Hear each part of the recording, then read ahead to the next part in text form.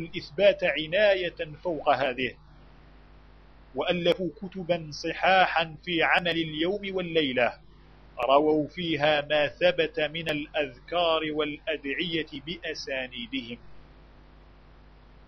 فمن هذه الكتب عمل اليوم والليلة لأبي عبد الرحمن النسائي، وكتاب الإمام أبي بكر أحمد بن إسحاق السني، وكتاب الإمام النووي وغيرهما مما هو معروف.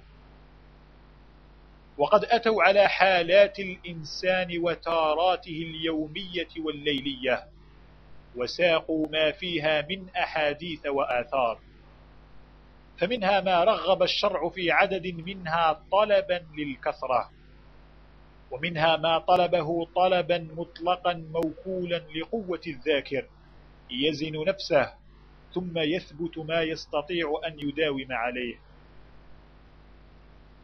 وما علمنا أن رسول الله صلى الله عليه وسلم مدة عمره حدد الأذكار لأحد من أصحابه تحديدا يماثل تحديد الطرقيين على اختلاف أسمائهم. ولا نقل عن أحد من السلف أنه حدد الأذكار لغيره ممن عاصره، فضلا عن أن يجعله ذكرا شائعا يعرف بذكره طريقة فلان. ومن ادعى غير هذا فليدلنا عليه من طريق صحيح عند أهل العلم.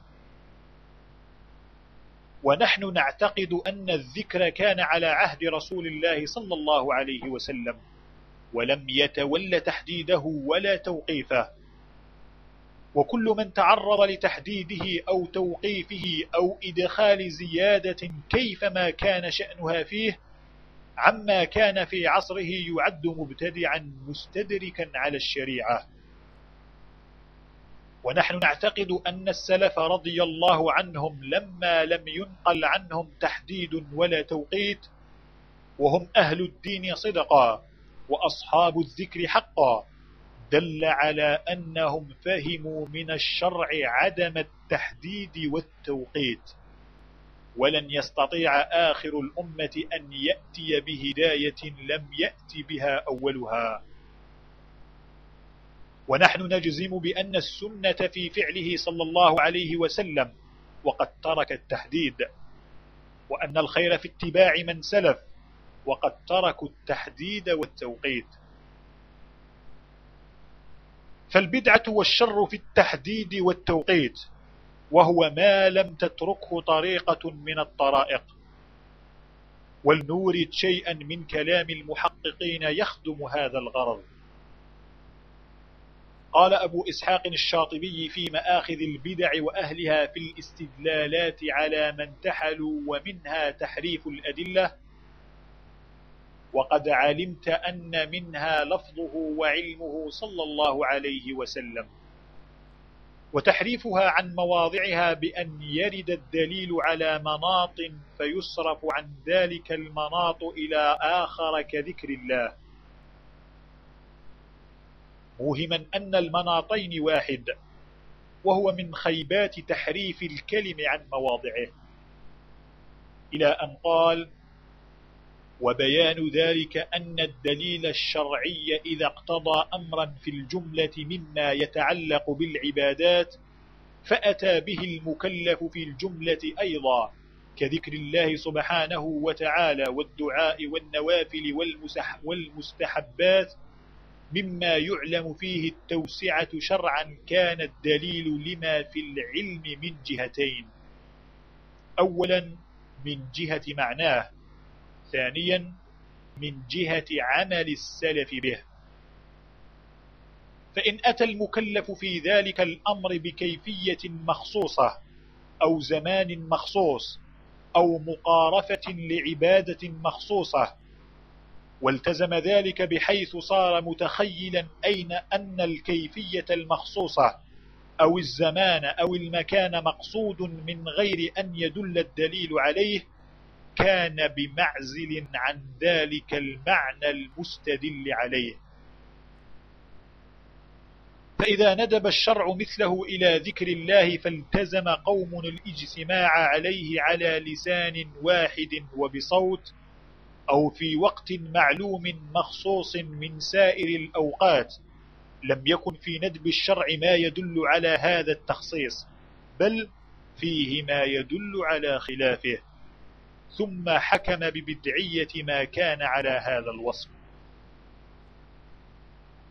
وما ذكره يجري في تحديد الأذكار للأتباع، ويزيد عليه بمن جر للعوام من هذه البدعة الفظيعة.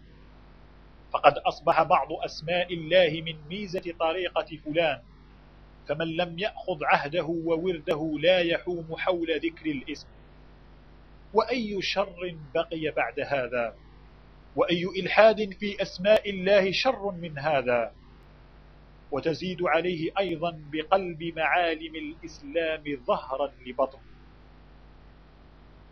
فقد كان من مبادئ الإسلام الأولية أن المسلم يتلقى الأحكام من ينبوعها، وهو ما جاء به الرسول صلى الله عليه وسلم من غير استئذان أحد ولا واسطة أحد. فصير شيوخ الطرائق الذكر يتوقف على إذنهم وتابع لميولهم وأهوائهم، ولعل زاعما يتوهم أن هذا التحديد والتوقيت لا يضر، وقد قصد واضعوه الخير، فنقول أخطأ الواهم في وهمه. فإن السلف الذين شاهدوا عصر النبوة لو وقع بين أيديهم شيء أقل من هذا ولا يشاركه في غير أن الرسول لم يفعله. فإن السلف الذين شاهدوا عصر النبوة لو وقع بين أيديهم شيء أقل من هذا ولا يشاركه في غير أن الرسول لم يفعله أنكروه وعدوه ضلاله. ولا بأس بنقل شيء من آثارهم يستدل به على ما نقوله. من ذلك ما نقله أبو إسحاق الشاطبي عن أبي وضاح عن الأعمش عن بعض أصحابه قال: مر عبد الله بن مسعود برجل يقص على أصحابه وهو يقول: سبحوا 10 وهللوا 10. فقال عبد الله: إنكم لأهدى من أصحاب محمد صلى الله عليه وسلم أو أضل، بل هذه يعني أضل. ومن رواية عنه أن رجلا كان يجمع الناس فيقول: رحم الله من قال كذا وكذا مرة، سبحان الله. قال: فيقول القوم، ويقول: رحم الله من قال كذا وكذا مرة، الحمد لله. فيقول القوم. قال: فمر بهم عبد الله بن مسعود رضي الله عنه فقال: هديتم لما لم يهد إليه نبيكم، وإنكم لتمسكون بذنب ضلالة. وذكر له أيضا أن أناسا يسبحون بالحصى في المسجد، فأتاهم وقد كوم كل رجل منهم كوما من حصى، قال: فلم يزل يحصبهم بالحصى حتى أخرجهم من المسجد ويقول: لقد أحدثتم بدعا وظلما، وقد فضلتم أصحاب محمد صلى الله عليه وسلم علما.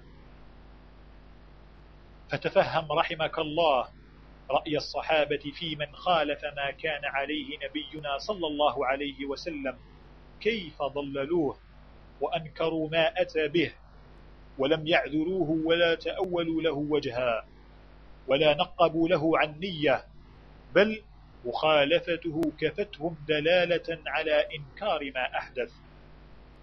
وتأملوا يا أولي الألباب ويا رجال العلم فيما أحدثه أشياخ الطرائق، فإنهم يحدثوننا بأن حكما وأسرارا خفيت عن رسول الله صلى الله عليه وسلم، فإنهم يحدثوننا بأن حكما وأسرارا خفيت عن رسول الله صلى الله عليه وسلم وعلى سلف الأمة في تحديد الأذكار للأمة، وأدركها هؤلاء المستدركون، وأن فضائل وخواص في أعداده لم يهدأ لها نبي الرحمة، وهدي إليها هؤلاء الأقوام الذين تجاوزت بهم أهواؤهم إلى أبعد مدى.